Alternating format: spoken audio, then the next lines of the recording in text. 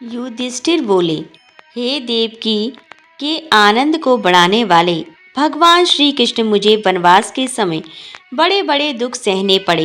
हे केशव, भोगों की बात तो दूर रही, मुझे तो यह भी ज्ञात नहीं है कि पेट भर भोजन के लिए अन्न कैसा होता है।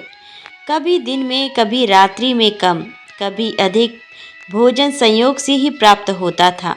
हे प्रभु, कभी सूखा, कभी चिकना, तो कभी स्वादिष्ट और कभी बिना स्वाद का भोजन प्राप्त कर विकल रहता हूँ, अथवा कभी कभी भूख से पीड़ित होकर पृथ्वी पर सो जाता हूँ। हे कृष्ण, विभिन्न प्रकार के कंदमूल, फल, शाक आदि को खाकर भी मेरा मन भूख से व्याकुल रहता है, जिसके कारण मेरी तृप्ति नहीं होती। हे प्रभु, गांडीव को धारण करने वाले अर्जुन व महाबली भीम के साथ रहते हुए भी मेरा राज्य दुर्योधन ने हर लिया और मेरा अपने बंधु बांधवों से वियोग हो गया। हे पद्मनाभ, मुझे इस प्रकार का कष्ट क्यों सहना पड़ रहा है? हे कृष्ण, इस संसार में प्राणियों को अन्न का कष्ट किस कारण से सहना पड़ता है? हे माधव, मुझ पर कृपा करके बतावें कि संसार में ऐसा कौन सा कर्म है जिसके करने से दरिद्रता व बंधु बांधवों से वियोग ना हो और ना ही किसी से द्वेष अथवा वैमनस्य ना हो, ना ही किसी से कुछ मांगना पड़े। श्री कृष्ण बोले, जब पिता की आज्ञा को मानकर समस्त राज्य त्याग कर श्री रामचंद्र अपनी पत्नी सीता और अपने अनुज लक्ष्मण के साथ दंडकारण्य वन में निवास कर रहे थे, उस समय हे राजन, एक दिन लक्ष्मण भोजन की खोज में दिन भर अरण्य में घूमते रहे, किंतु सायंकाल तक जब उन्हें कुछ न मिला तो वे श्री राम के पास लौट आए और उन्हें प्रणाम कर दुखी और आंखों में अश्रु भर चुपचाप उनके सामने बैठ गए। ऐसी स्थिति में श्री राम ने अपने अनुज मधुर वाणी से समझाते हुए कहा, हे वत्स, अपने हृदय को दुखी मत करो, क्योंकि संसार में प्राणी अपने भाग्य का फल भोगते हैं। मनुष्य पूर्व जन्म में जो दे आया है वही इस जन्म में प्राप्त करता है, इसके अतिरिक्त उसे कुछ नहीं मिलता। हे महाभाव, जिसने सुस्वादु, सुरस और मनोहर भोजन दिया है वही अनंत प्रकार के खाने योग्य भोजन को प्राप्त करता है। हे बंधु, जिन्होंने पूर्व जन्म में कुछ भी नहीं दिया है वे हमारी तरह कष्ट को प्राप्त करते हैं। देखो ना, संपूर्ण पृथ्वी अन्न से युक्त है, फिर भी हम कर्मफल से अन्न के लिए तरस रहे हैं। हे सुमित्रानंदन, हम लोगों ने निश्चित रूप से पूर्व जन्म में ब्राह्मणों को नहीं खिलाया है, अतः हे महाबुद्धे, इसे कर्मफल समझते हुए इसकी चिंता छोड़ दो। श्री राम और लक्ष्मण में इस प्रकार का वार्तालाप हो रहा था कि महात्मा अगस्त्य ऋषि वहां पहुंच गए और श्री राम ने उठकर उन्हें प्रणाम किया। हे युधिष्ठिर, उचित रूप से सत्कार हो जाने के पश्चात सुखपूर्वक बैठे हुए अगस्त्य ऋषि से श्री राम ने यही बात पूछी जो तुम मुझसे पूछ रहे हो। तब अगस्त्य ऋषि ने कहा, हे श्री राम, मैं इस विषय से संबंधित एक कथा सुनाता हूँ। इस महान अपारतर समुद्र रूपी संसार से मोक्ष कराने वाली भगवान शिव की परम प्रिय काशी नाम की नगरी है। उस नगर में देवदत्त व धनंजय नाम के दो ब्राह्मण भाई निवास किया करते थे, जिनमें देवदत्त तो अति धनवान था, किंतु धनंजय धनहीन होने के कारण दुखी रहता था। बड़ा परिवार होने के कारण दुखी धनंजय अति चिंतित होकर सोचने लगा कि मैंने ऐसा कौन सा पाप किया है जिसके कारण मुझे अन्न प्राप्त नहीं होता है। क्या मैंने गर्भवती स्त्री अथवा बच्चों को दिए बिना अकेले ही सब कुछ भक्षण कर लिया था, या मेरे गृह से सत्कार के बिना कोई अतिथि वापस लौट गया? क्या मैंने किसी के द्वारा दिए हुए अन्न को श्रद्धा से न खाकर उसकी अपेक्षा की या उसकी निंदा की, अथवा भोजन करते समय क्रोध करके उस अन्न को उठाकर दूसरी ओर फेंक दिया? क्या कभी मेरे पास अधिक अन्न होने के कारण अधिक धन पाने के लोभ से अकाल पड़ने की कामना की अथवा मैंने रास्ते में पड़े हुए अन्न की अपेक्षा की? क्या मैंने किसी के द्वारा प्रदत्त किए हुए अन्न को बिना तृप्त हुए ही अहंकार से त्याग कर दिया, या श्राद्ध में निमंत्रित होकर भी मैंने धन के मद में आकर वहां नहीं किया? क्या मैंने देव पूजा के समय परिवार की स्त्रियों की निंदा तो नहीं की? क्या मेरे गृह में भोजन करने वाले सदैव बिना तृप्त हुए ही रह जाते थे, अथवा उत्तम अन्न के रहते हुए भी मैंने अपने बंधु बांधवों के को अन्न तो नहीं प्रदान किया है? क्या श्राद्ध के दिन में किसी बहाने से विघ्न तो नहीं डाल देता था, या पितर देवता और ब्राह्मणों के निमित्त कार्य का निषेध तो नहीं कर देता था, जिसके कारण मुझ कुटुंबी को प्रतिदिन ही अन्न दुर्लभ हो गया है, जबकि पूर्ण भोजन योग्य अन्न प्राप्त करने के लिए मैं अत्यधिक परिश्रम करता हूँ। भूख से पीड़ित अति क्षीण अपने बालकों को देखकर मेरा हृदय विदीर्ण हो जाता है। धनवान के बच्चों को अच्छा अच्छा भोजन खाते देखकर यह मेरे बच्चे उनसे भी मांगने जाते हैं। अपनी दीन माता को यह बालक पकड़ पकड़ कर खींचते हैं।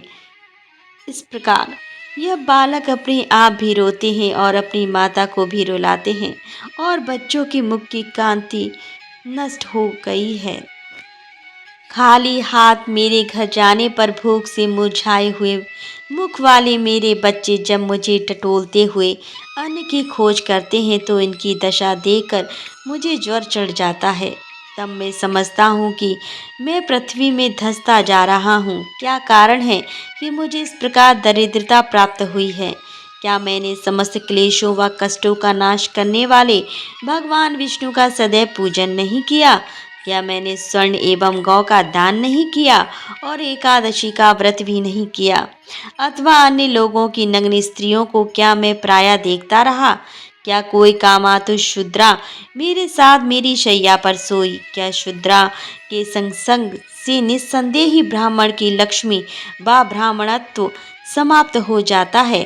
क्या मैंने क्रोध में आकर अपनी माता को कठोर वचन कहे, या पिता की निंदा की, अथवा स्त्रियों के विलक्षण रूप को देखकर उनकी निंदा की? क्या ऋतुकाल में मैंने अपनी भार्या का त्याग किया, या अन्न ग्रहण करते समय उसे कठोर वचन कहे? कहीं मैं सदा दूसरों को झूठा कलंक ही लगाता रहा, या दूसरों से नीचता व उनसे हिंसा करने पर तत्पर रहता था? क्या मैं सदैव लोगों से झूठ देश रखता था, या उनसे वाद विवाद किया करता था? मैं बड़ा विद्वान हूँ, किसी से क्या कहूँ? क्या मुझ में ऐसा अभिमान था, या बेकार की प्रतिज्ञा लिया करता था? इस प्रकार चिंतित उस ब्राह्मण ने एक दिन मणिका कर्णिका घाट पर स्नान किया और भगवान शिव को प्रणाम कर मुक्ति मंडप में बैठ रुद्र सूक्त का पाठ करने लगा। इस कार्य में पूरा दिन व्यतीत हो गया। रात्रि में कुशा के आसन को जमीन पर बिछाकर अपनी दरिद्रता के निवारण का चिंतन करते हुए भगवान शंकर और माता पार्वती का स्मरण कर ऐसे ही सो गया। उसे स्वप्न में एक अति मनोहर जटाधारी ब्राह्मण दिखाई दिया, और उस ब्राह्मण ने धनंजय से कहा। ब्राह्मण बोला, हे धनंजय, प्राचीन काल में कांचीपुर के राजा का शत्रुमर्दन नाम का एक पुत्र था। जब राजकुमार शत्रुमर्दन को उसके पिताश्री ने राजकुमार बनाया तो उसने अपने मित्र हैरंब के राजकुमार ने अपने ही तुल्य कर दिया। एक बार राजकुमार अपने मित्र हैरंब के साथ अरण्य में शिकार खेलने के लिए गया। वहां उस राजकुमार ने अनेकों सूकरों, भैंसों, गैंडों, भेड़ों तथा खरगोशों का वध किया। अति प्रसन्न हो अपनी सेना के साथ वह राजकुमार शिकार कर रहा था तो वहां पर्वत के समान अति भयंकर एक सूकर उसे दिखाई पड़ा। वह सूकर ऐसा देख पड़ रहा था कि मानो समस्त पृथ्वी को खंड खंड कर देगा और संपूर्ण सेना को वह निगल जाएगा। प्राण बचाने के लिए चारों तरफ से लोग उस सूकर पर तीखे बाणों की बौछार करने लगे। भयंकर नाद करते हुए सहस्त्र कुत्ते उस पर टूट पड़े, किंतु उस युवा सूकर ने उनकी जरा भी परवाह ना कर उन कुत्तों को चीर कर मार डाला। उसने मनुष्यों के वक्षस्थल व जांघों को चीर डाला और घोड़ों के अंडकोश नोच लिए, जिससे घबराकर सभी भाग खड़े हुए। भयंकर कोलाहल को सुनकर राजकुमार शत्रुमर्दन भी वहां आ गया और उसने सूकर पर अति वेग वाले पूंछ से युक्त बाण चला दिया, किंतु वह सूकर उस बाण की परवाह किए बिना राजकुमार के घोड़े पर झपटा, जिससे भयभीत हो उस राजकुमार का घोड़ा अति वेग से भागा। राजकुमार ने पीछे की ओर मुख कर उस सूकर को पुनः तीव्र बाण से मारा। राजकुमार शत्रुमर्दन के इस शस्त्र से घायल हो वह सूकर भाग गया। तभी राजकुमार ने तेज धार वाले खड्ग के साथ उस सूकर का पीछा किया। जिस गति से वह सूकर भाग रहा था, उसी गति से उसका पीछा अति तीव्र गति के घोड़े के बिना नहीं किया जा सकता था। अकेला हैरम्ब ही राजकुमार शत्रुमर्दन के पीछे गया। इसका कारण यह था कि उसका घोड़ा भी राजकुमार के घोड़े के सदृश गति वाला था। राजकुमार ने लगभग 100 योजन की दूरी पर जाकर उस सूकर को मार डाला तथा घोड़े से उतरकर उसकी कसी हुई जीन को खोलकर उस घोड़े को भ्रमण करवाने लगा। इसके बीच हैरम्ब वहां आ गया और घोड़े से उतरकर अपने शत्रुमर्दन के घोड़े को पकड़ लिया। कुछ क्षण विश्राम करने के उपरांत भूख प्यास से व्याकुल उन दोनों वीरों ने कुश व समिधा के संजय के लिए जाते हुए किन्ही मुनि से जल के लिए पूछा। मुनि उन्हें अपने आश्रम पर ले गए और वहां उन्होंने अपनी थकान को दूर किया। जब उन्होंने स्नान करके जल पी लिया, तब मुनि ने उन्हें खाने के लिए सवा का सत्तू दिया।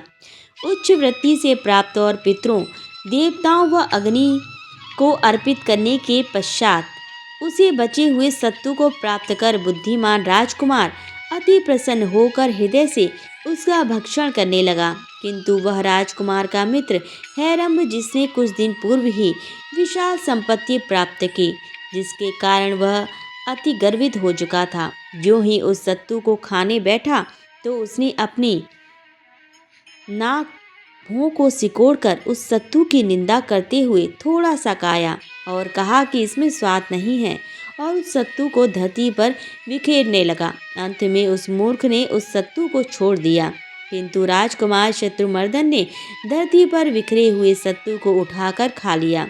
इतना ही नहीं, बचे हुए सत्तू को जल में घोलकर वह पी भी गया। इसके पश्चात वह विश्राम कर मुनि से जाने की आज्ञा मांगी।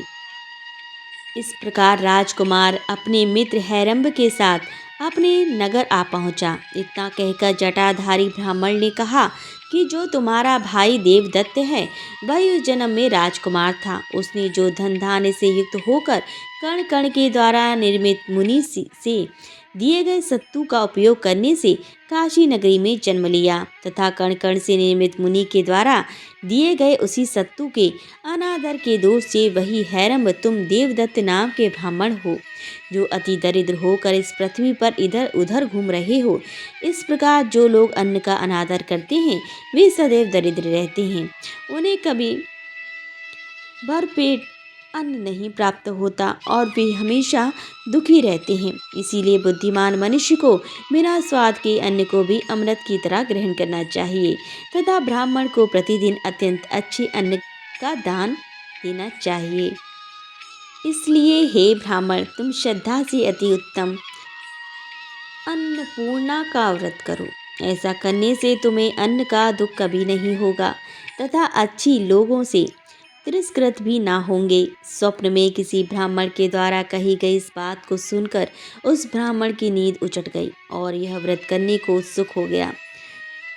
वह वृद्धों से और धार्मिक जनों से अन्नपूर्णा व्रत के विषय में मालूम करने लगा तथा अनेक ग्रंथों में अन्नपूर्णा व्रत का पता लगाने लगा, किंतु कहीं भी उसे अन्नपूर्णा व्रत की विधि प्राप्त नहीं हुई।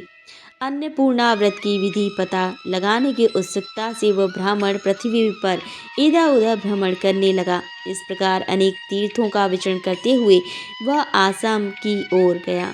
उसने बड़ी श्रद्धा से भगवती कामाख्या का पूजन किया और उसी स्थान पर तालाब के उत्तरी तट पर, जहाँ अनेक प्रकार के वृक्ष थे, इधर उधर घूमने लगा। वहां पर उसने दिव्य रेशमी वस्त्र धारण की हुई अति सुंदर नेत्रों से युक्त स्त्री समूह को देखा जो भगवती कामाख्या की पूजा कर रही थी।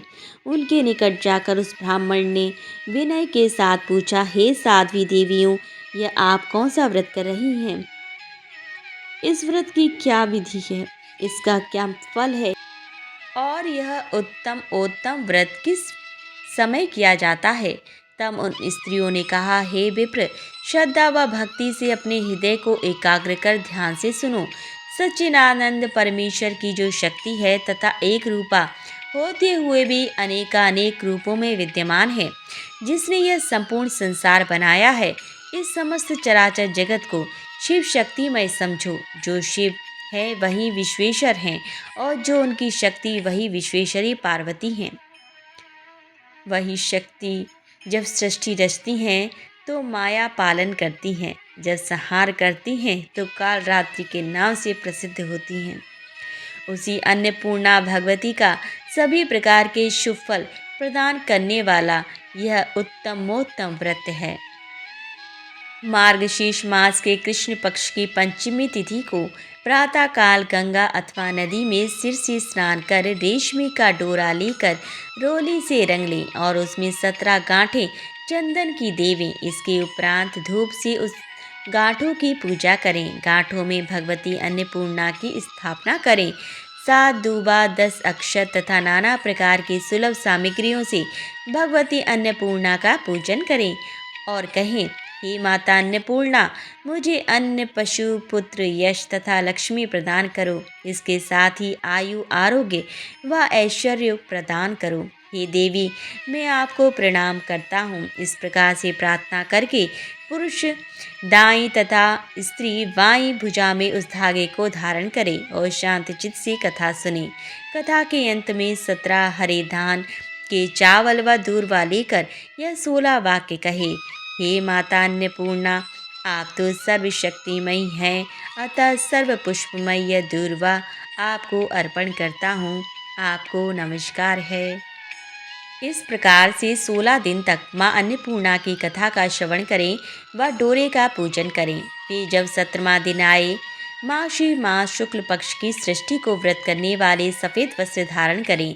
रात्रि में पूजा स्थान में जाकर धान के पौधों से एक कल्प वृक्ष बनाकर स्थापित करें और उस वृक्ष के नीचे भगवती अन्नपूर्णा की दिव्य प्रतिमा स्थापित करें। उस प्रतिमा का रंग जवा पुष्प की भांति हो, उनके मुखमंडल में 3 नेत्र हों, मस्तक पर अर्धचंद्र शोभित हो जिससे नव यौवन के दर्शन होते हैं। बंदूक के फूलों की ढेरी उसके चारों ओर लगी हो और वह दिव्य आभूषणों से विभूषित हो। उनकी मूर्ति प्रसन्न मुद्रा में स्वर्ण के आसन पर विराजित हो। मूर्ति के बाएं हाथ में अन्न से परिपूर्ण मड़का का पात्र और दाएं हाथ में रत्नों से निर्मित कल छुल हो। 16 कमल वाले पंखुड़ी पर एक कमल पर पूरब से दाहिनी ओर से नंदिनी, मेदिनी, भद्रा, गंगा, बहुरूपा, तितिक्षा, माया, हति, स्वसा, रिपुहंत्री, नंदापूर्णा, रुचिनेत्रा, स्वामी, सिद्धा, हासिनी अंकित करें। ये देवी, मेरे द्वारा की गई इस पूजा को ग्रहण करें। तुम्हें नमस्कार है। वर और अभय को प्रदत्त करने वाली बंदूक फूल के तुल्य शोभन वर्ण वाली अन्नपूर्णा का आवाहन हाथ में फूल लेकर ही करना चाहिए। हे देव देवेश्वर भगवान शिव की प्राण वल्लभा अन्नपूर्णा देवी, मेरे द्वारा की गई इस पूजा को स्वीकार करो। तुम्हें हमारा नमस्कार है। उपयुक्त प्रकार से आवाहन कर नंदाय नाम पद्यम समर्प्यामि इस मंत्र से नंदा देवी को जल अर्पित करें। इसके पश्चात गिरीश कांता भगवती उमा को अग्र और आचमन्य प्रदान करें। संसार की माता गिरिजा को चंदन तथा मधु पर्क समर्पित करें और फूल लेकर यह कहें, हे जगत के मंगल को भी मंगल प्रदान करने वाली गिरि नंद तनई श्री महेश्वर की महेशी व कार्तिकेय की माता तुम्हें नमस्कार है। इस प्रकार नमस्कार कर भगवती को धूप दीप नैवेद्य वस्त्र सिंदूर आभूषण तांबूल तथा अनेक प्रकार के सुगंध सौभाग्य आदि द्रव्य उन्हें अर्पित करें। फिर भगवती को प्रदक्षिणा कर साष्टांग प्रणाम करें और अपनी भुजा से डोरे को निकालकर भगवती के चरणों में रखें। हे माँ, संपूर्ण धन संपत्ति को प्रदत्त करने वाली यह डोरा जिसे मैंने धारण किया था, उसका व्रत आज संपूर्ण हो गया है। हे माँ, इस डोरे को तुम ग्रहण करो। हे माता, तुम तीनों लोगों का लालन पालन करने वाली हो। मैं तुम्हारा दास हूँ, इसीलिए हे माता, तुम मुझे श्रेष्ठ वर प्रदान कर मेरी रक्षा करो। फिर अन्नपूर्णा व्रत की कथा सुने, गुरु को दक्षिणा प्रदान करें, 17 पात्रों में पकवान से पूर्ण कर देवें, ब्राह्मण को दान दें, फिर सुहागन औरतों को भोजन करावें। तत्पश्चात रात्रि में स्वयं भी बिना नमक का भोजन करें और रात्रि में भगवती का महोत्सव करें। फिर पृथ्वी पर साष्टांग प्रणाम कर भगवती से प्रार्थना कर उनका विसर्जन कर देवें।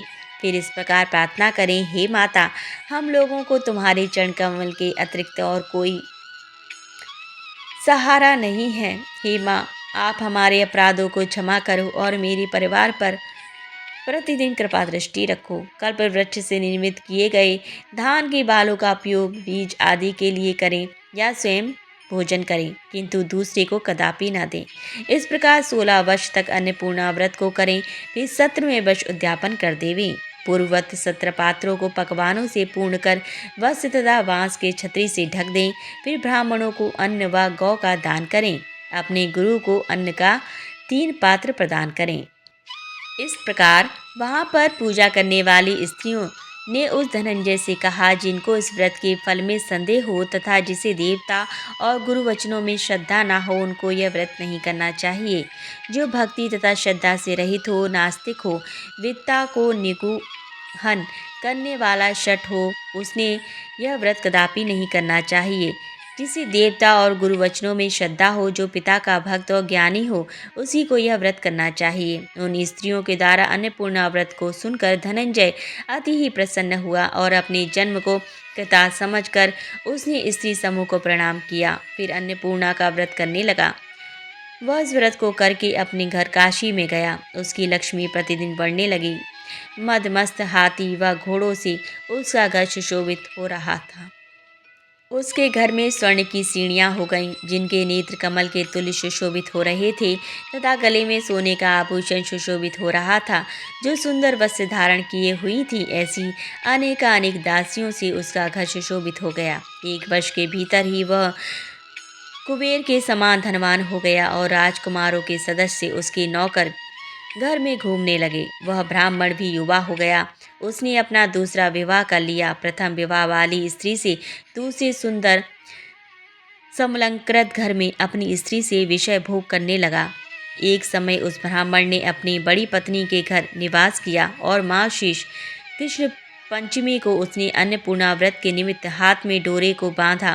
फिर भोजन कर वह अपनी दूसरी पत्नी के घर गया और दूध के समान स्वच्छ शैया पर कामातुर हो अपनी स्त्री से संभोग करने लगा।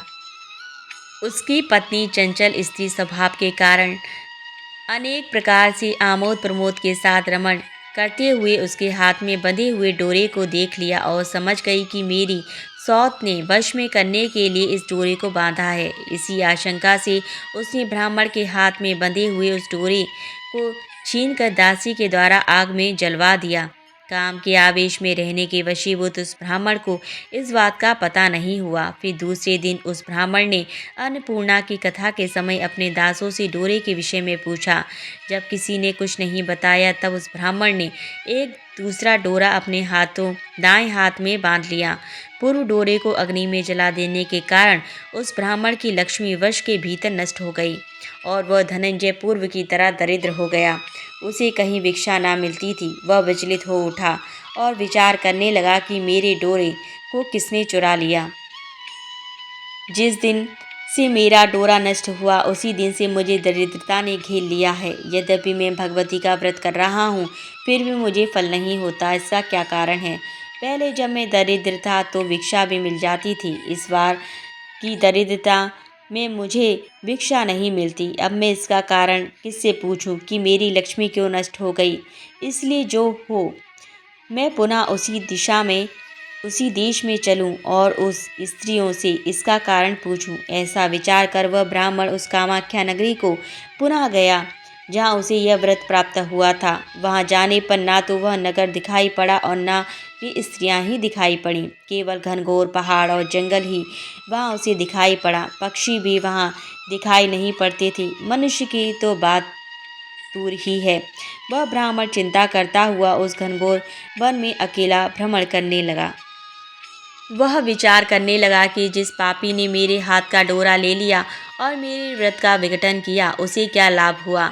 वह सुंदर नगरी कहाँ है, वह देवता, वह देवालय भी नहीं दिखाई पड़ रहा है। निश्चय ही यह मेरे भाग्य का ही दोष है कि विधाता ने सब कुछ नष्ट कर दिया। हाय हाय, मैं भाग्य रहित हूँ। केवल दुख पाने के लिए ही स्वर्ग से पृथ्वी पर आया हूँ, अतः केवल कष्ट सहने के लिए ही प्राणों को धारण नहीं करूँगा। ऐसा विचार कर वह धनंजय सामने के कुएं में मरने की इच्छा से कूद पड़ा। उस कुएं में गिरने से उसे कोई चोट तो नहीं लगी, किंतु एक प्रकाश दिखाई पड़ा। वह उसी रास्ते से जाकर उस उत्तम प्रदेश में पहुंच गया जो अनेक लताओं से परिपूर्ण था और जिसमें अनेक जंगली जंतु घूम रहे थे। उस प्रदेश में मयूर नाच रहे थे। सुंदर पर्वत श्रेणियों से वह विराजमान था। मतवाली कोकिल बोल रही थी और भोरों का गुंजार कर रहा था। फलों से लदे हुए अनेक प्रकार के वृक्षों से और कदरी दलों से वह प्रदेश अति सुशोभित हो रहा था। यह देखकर ब्राह्मण आश्चर्य में डूब गया। फिर उसने समुद्र के तुल्य विशाल एक सरोवर देखा जिसमें कमल खिले हुए थे। हंस, चक्रवाक तथा बत्तख से वह अति सुहावना प्रतीत लग रहा था। बड़ी बड़ी मछलियों के पूंछ के आघात से उठे हुए जल बिंदुओं से वह आकाश के तारागणों को क्षुब्ध कर देता था। वह तरंग से सुस्पष्ट वायु से गगन को छू रहा था। उसी तालाब के दूसरे किनारे पर उस ब्राह्मण ने अति मधुर गाना सुना। षड्स गांधार ऋषभ स्वरों में गाया जाने वाला वह गीत बड़ा आकर्षक था। धीरे धीरे उस गाने का पता लगाता हुआ वह ब्राह्मण स्फटिक मणि से निर्मित अति समृद्ध एक भवन के पास जा पहुंचा। उसमें विद्रुमणि की सीढ़ी लगी हुई थी। उस सुंदर भवन के चारों ओर दरवाजा था। वह ब्राह्मण वे रोक टोक उस भवन में गया और उसने मणि से बने एक मंडप को देखा, जिस मंडप के मध्य में स्फटिक मणि के समान दीप्यमान अत्यंत तेजस्वी एक पुरुष नाच रहा था। वह पुरुष सूर्य की अनेक मणियों से सुशोभित था। उसके मस्तक पर चंद्रमा विराजमान थे और वह जटा धारण किए हुए था। उसके 3 नेत्र से अग्नि की ज्वाला निकल रही थी। अनेक प्रकार के आकार वाले पुरुष उसके साथ गाना गा रहे थे। उसके आगे रत्न के सिंहासन पर दिव्य आवरण से विभूषित अति सुंदर एक युवती स्त्री बैठी थी। कपूर, इलायची तथा लवंग से युक्त पान से उसका मुख सुशोभित था। उसका शरीर बंदूक पुष्प के समान रक्त वर्ण का था। सुंदर दासियों उसे मनोहर तांबूल का वीणा दे रही थी। सुंदर चंबर के चलने से उसके कर्णभूषण इधर उधर डोल रहे थे, जिससे मुख की शोभा और भी बढ़ रही थी। उसका मुख अनेक सुगंधित द्रव्यों से परिपूर्ण तथा वह मंद मंद हंस रही थी। दिव्य रूप वाली अनेक सुंदर सखियां उस भगवती माहेश्वरी की सेवा कर रही थी। सहसा स्त्रियों के द्वारपाल ने यह कौन है, यह कौन है, ऐसा कहकर वेद से उसे आगे जाने से रोक दिया। फिर भगवती की आंखों का इशारा होने पर उसे अंदर ले गया। वह ब्राह्मण उस समय अति भयभीत हो रहा था। उसने भगवती के पास जाकर उन्हें साष्टांग प्रणाम किया और भगवती की कांति से हतप्रभ होकर वहाँ कुछ भी बोलने में असमर्थ हो गया। तब तांबूल देने वाली सखी ने उसे आश्वासन देते हुए कहा, हे ब्राह्मण, तुम संपत्ति की समृद्धि के लिए जिसका व्रत करते हो, यह वही त्रिलोक की माता साक्षात अन्नपूर्णा है। यह समस्त दुख व दरिद्रता की विनाशिका है तथा अनेक प्रकार की संपत्ति प्रदान करती हैं और सृष्टि को स्थित करने वाली देवताओं के भी देव ये महेश्वर हैं, यही शिव हैं और उनकी माया शक्ति अन्नपूर्णा है। हे ब्राह्मण, इस संसार में जो कुछ भी दिखाई पड़ता है वह शिव शक्त्यात्मक ही है। इनकी यह क्रीड़ा देखकर तुम आश्चर्यचकित मत हो। लोकोत्तर महापुरुषों के चरित्र को जानने वाला कौन है, हे ब्राह्मण, तुम इस अन्नपूर्णा व्रत को पुनः करो, जिसको कामरूप देश में नदी के किनारे सखियों के द्वारा किया जाता हुआ तुमने देखा था। इस व्रत के करने से तुम पुनः आयु, लक्ष्मी और श्रेष्ठ संतान प्राप्त करोगे। हे ब्राह्मण, भाग्य के नष्ट होने पर लक्ष्मी इंद्र को भी छोड़ देती है, परंतु अन्नपूर्णा व्रत के प्रभाव से पुरुष को पुत्र, पौत्र तथा धन आदि का वियोग कभी नहीं होता। तुम अति भाग्यवान हो। ब्रह्मा आदि से भी दुर्लभ भगवती का दर्शन प्राप्त किया। तब वह ब्राह्मण साष्टांग प्रणाम करता हुआ कहने लगा, हे माता, तुम प्रसन्न होवो और संसार के दारिद्र्य दुख का विनाश कर रक्षा करो तथा सभी को पवित्र करो। हे माता, वही कुल तथा शील से युक्त है जिसे तुमने करुणापूर्वक देखा है और जो अपार संसार रूपी समुद्र से संपूर्ण प्राणियों को ताने वाला है, उस भगवान विश्वेश्वर को नमस्कार है। तब अन्नपूर्णा ने प्रसन्न होकर कहा, हे ब्राह्मण, जो मेरी प्रिय इस उत्तम व्रत को करते हैं, उनकी श्री लक्ष्मी सदैव बनी रहती हैं। उनकी लक्ष्मी का कभी विनाश नहीं होता, उन्हें कभी अन्न का क्लेश कष्ट नहीं होता और ना उनके संतति का विनाश हो जाता है। और जो मेरे इस व्रत को कहेंगे वे राजाओं से पूजित होंगे। वे सदैव धर्मशील तथा गुणों से युक्त रहेंगे और मधुर भाषण करने वाले होंगे। हे ब्राह्मण, मैं कभी उनके घर को नहीं त्यागती जिनके घर में लिखी हुई यह मेरी अन्नपूर्णा व्रत की कथा होगी। उनके गृह में मेरा सदैव निवास रहेगा। हे ब्राह्मण, इस व्रत का अनुष्ठान करो, मैं तुम्हारे ऊपर सदैव अनुग्रह करूंगी। अब मैं काशी जा रही हूँ, विश्वेश्वर के दक्षिण तुम हमारा निर्माण करो। इसके बाद प्रसन्न होकर भगवती ने ब्राह्मण को वर दिया, हे ब्राह्मण पुत्र, दंडपाणि मेरे अत्यंत प्रिय गण हैं, उन्हें तुम प्रसन्न करो। वे प्रसन्न होने पर सबको अन्न प्रदान करेंगे और जो लोग अन्नपूर्णा के इस उत्तम व्रत का अनुष्ठान करेंगे वे इस लोक में धन धान्य से पूर्ण होंगे तथा अंत में उन्हें शिवलोक प्राप्त होगा।